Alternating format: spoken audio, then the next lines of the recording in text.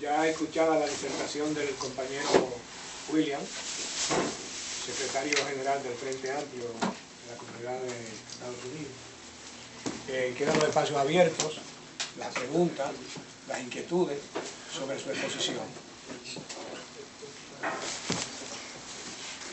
José.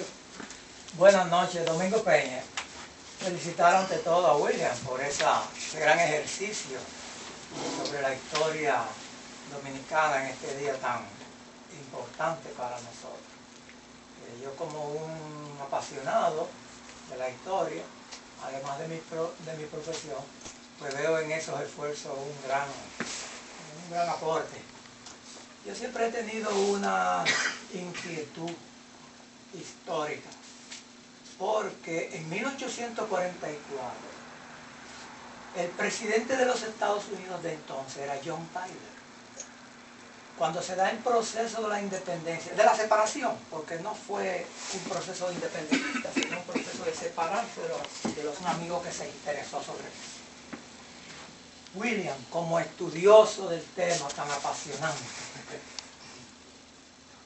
¿conoció Juan Pablo Duarte en algún momento de las diligencias que se hizo desde el presidente de los Estados Unidos con relación a la separación? Mira, tengo que serte honesto. Haciendo las investigaciones para esta presentación, yo no vi notas que se refieren a contactos entre Duarte y el gobierno de Estados Unidos. No hay, por lo menos los textos que yo consulté, no vi ningún tipo de evidencia de ese tipo. Eso no quiere decir que se diera o no se diera, pero en los textos básicos de historia dominicana no vi esos datos. Sí.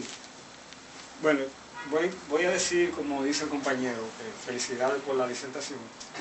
Con relación a los contactos que tenía Duarte y los demás trinitarios con Tyler, no tengo una información precisa, pero sí sé que en los textos, en la breve literatura de Juan Pablo Duarte, uno puede intuir cómo él se pronunciaba en contra de ese imperialismo que ya el mismo Bolívar, en la Carta de Jamaica, había advertido a toda América, desde Argentina hasta México.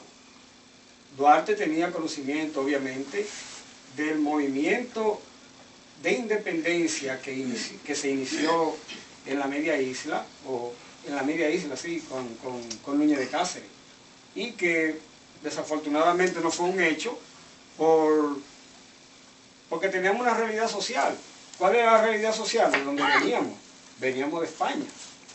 Veníamos de España y España fue un imperio de chepa. Fue un imperio de casualidad.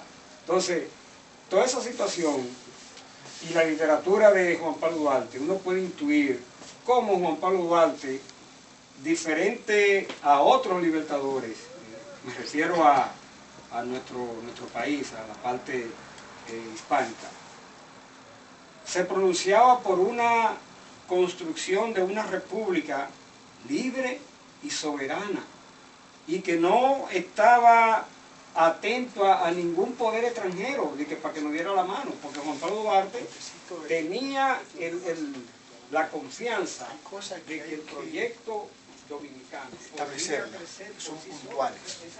Y una de las cosas que él decía es que no nos llamábamos todavía República Dominicana. Era República de Yaití, no Haití, Yaití. Ese mismo país que en 1804 competió a la cabeza, fue el primer estado negro del mundo libre. Ese mismo estado que en 1804 agarra a un señor que le llamaban Simón Bolívar y encabezado por Petión le da armas, municiones, dinero y hombre a Bolívar, solamente con el compromiso de abolir la esclavitud doquiera que él fuera. O sea, que había un pensamiento libertario sembrado, incrustado en esos negros que estaban ahí. O sea, que no estamos adivinando. Y cuando Haití cruza la barda para liberarse del yugo de los españoles, es abolir la esclavitud, no de Quisqueya, nunca nos llamamos Quisqueya. En Pueblo Viejo, Cotuí, aparecía el Alto de Quisquea, donde los nativos subían a ese alto, porque entendían que subiendo ahí se fortalecían para el combate. Cuando Bonó manda el escrito informando que los indios suben a un alto, que es el Alto de Quisquea, porque ahí toman fuerza. Traducido del latín al español, suena Quisqueya, por eso los indios le llamaban Quisqueya, pero no era la isla. Y en el idioma de ellos... Sí, era ese alto en específico. Pero ¿qué pasa? Hay una cuestión de la que él obvió por tiempo, por espacio, que en los momentos actuales es la parte política que debemos jugar, que es la rendición de cuentas. La rendición de cuentas, porque la rendición de cuentas es lo que nos deja ver a nosotros qué han hecho los actuales con eso y qué hizo Juan Pablo Duarte en aquel entonces. O sea, esa es la parte política. Me gustó mucho la acotación que hace la Roberto, porque es como puntual sobre cosas que muchas veces se nos olvidan, ¿verdad? Por el diario vivir, a veces nos confundimos. William, ¿cómo tú ves, ahora que tú terminaste hablando de la necesidad de una tercera independencia, ahora en este momento del país, de la situación política, ¿cómo tú crees que es la mejor manera de contribuir y de ir creando una opción que fortalezca ese elemento? O sea, preparar las condiciones para un gobierno que por lo menos tenga independencia política, económica. ¿Cuál tú crees cómo sería la mejor en este momento que estamos? O sea, poniendo la cosa en arroyo, habichuela y plátano, cosas concretas. Bueno, nosotros estamos levantando la cocina de un frente amplio, de un frente único, donde las fuerzas patrióticas, ¿verdad?, que quieren un país mejor, que creen que se puede dar un gobierno independiente que decida sobre los asuntos de nuestro pueblo de una manera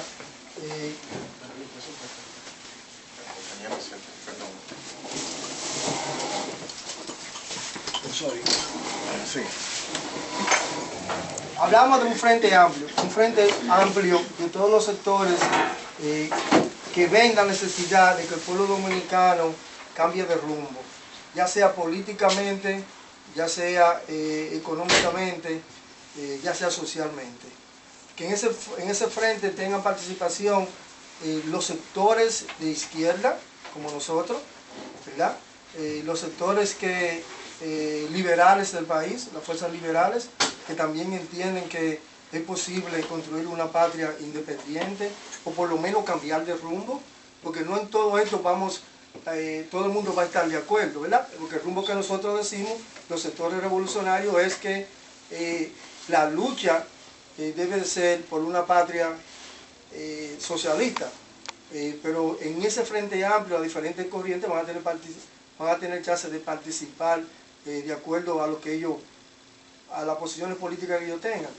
Pero en esta etapa política presente, creo que el aporte que los sectores revolucionarios pueden hacer es la conformación de ese frente amplio, donde todas esas fuerzas políticas ven la necesidad de cambiar de rumbo del país, de un nuevo sistema económico que abandone el neoliberalismo, un proyecto nacional de industrialización que tome como base el problema campesino dominicano, lo que se produce allá, para desarrollar nuestras industrias. Tenemos el ejemplo del oro, que en estos momentos sale del país, ¿verdad? Pero un gobierno democrático, un gobierno responsable, trataría de que ese oro se quede en nuestro país, trataríamos de que los trabajadores dominicanos vayan a Italia, vayan a España, aprendan a trabajar con el oro y que esas prendas y esas cosas que se hagan sean vendidas por nuestro pueblo, porque eso multiplica el valor de una onza de oro. No, yo quería hacer una pequeña aclaración al compañero, porque veo que él se ha mantenido con una idea, lo que yo llamo una idea fija en torno realmente a lo que es el PLD. como partido político, ciertamente un partido, como lo describe Pequeño Burgués, pero que él tiene que entender que en el tiempo el PLD ha establecido una ruptura con lo que inicialmente ellos fueron, con lo que fue su origen realmente. Entonces, al día de hoy tú no puedes pretender que ellos representen, aún como partido Pequeño Burgués, los cambios que tú estás planteando y que tú reclamas, y que reclamamos todos. Ellos se han desviado y ellos tomaron otro carril, que todos sabemos cuál es. Entonces, tú tienes que tomar eso en consideración. Ese no es el PLD que tú conociste y que todos conocimos. Porque todos sabemos que ellos surgieron sobre la base de un proyecto de educación política y de un proyecto, hasta cierto punto le podemos llamar de nación, que ellos no lo tienen al día de hoy. Ellos abandonaron eso. Entonces, es ahí que tú tienes que ubicar. Allá yo soy lo que entiendo que no hay condiciones para un proyecto de ruptura política. Por tanto, en los países donde no hay esas condiciones, yo creo que nosotros y todas las fuerzas políticas están llamadas a insertarse en un proyecto político que era lo que Antonio Gramsci llamaba guerra de posiciones. Y eso es lo que al día de hoy, eso tiene su valor. Que hay sectores que no lo entienden, por eso se han quedado atrás y por eso no han querido ser parte de este proyecto de unidad, de convergencia. Porque de la única manera que podemos comenzar con el tipo de sociedad que tenemos hoy a lograr cambios y reformas importantes es insertarnos en los aparatos del Estado con nuestros mejores hombres y nuestras mejores mujeres e impulsar los cambios y las reformas desde ahí, porque es de la instancia del Estado, del aparato del Estado, que se hacen los cambios y las reformas. Entonces, yo entiendo que al día de hoy esa tiene que ser la dinámica política de toda la fuerza que se considere progresista. Participar cada vez más en las instituciones del Estado para impulsar todo lo que son los cambios y las reformas que demanda la sociedad dominicana de hoy. ¿Es cuánto? Hay una parte que yo tengo una inquietud, que se liga mucho al momento político. La fuerza de izquierda, que todo el mundo sabe la dispersión que hay en izquierda. A través de la historia, ¿no? hay una constante, o sea, cada vez que las fuerzas de avanzada se alían, salen derrotadas. Eso es una constante en la historia del país, con excepción de cuando no hay alianza con sectores conservadores, que es la etapa indígena y la etapa de la restauración, en que los sectores más avanzados no se alían con sectores conservadores.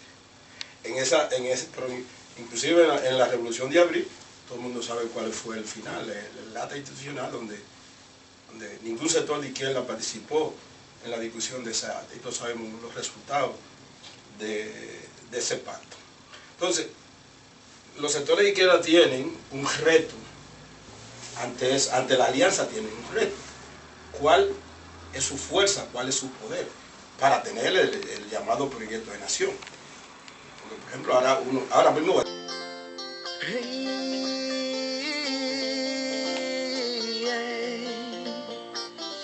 El petróleo va bajando, la gasolina subiendo, todo está aquí ya más caro, dígame que ya no entiendo. Si el gobierno es para los pobres, los funcionarios más ricos se los comen todos solos y no dejan ni un clavito. Y esto no lo aguanta nadie, y esto no lo aguanta nadie, y esto no lo aguanta nadie, y esto no lo aguanta nadie. 5 funcionarios ganan 7 millones al mes, no voy yo a reelegir su abusador y otra vez. El Frente Amplio lo dice, pa' la cárcel tú el que robe, ven pa' acá pa' el Frente Amplio para que tú esto mejore. Y esto no lo aguanta nadie, y esto no lo aguanta nadie, y esto no lo aguanta nadie, y esto no lo aguanta nadie, y esto no lo aguanta nadie, y esto no lo aguanta nadie, y esto no lo aguanta nadie, y esto no lo aguanta nadie.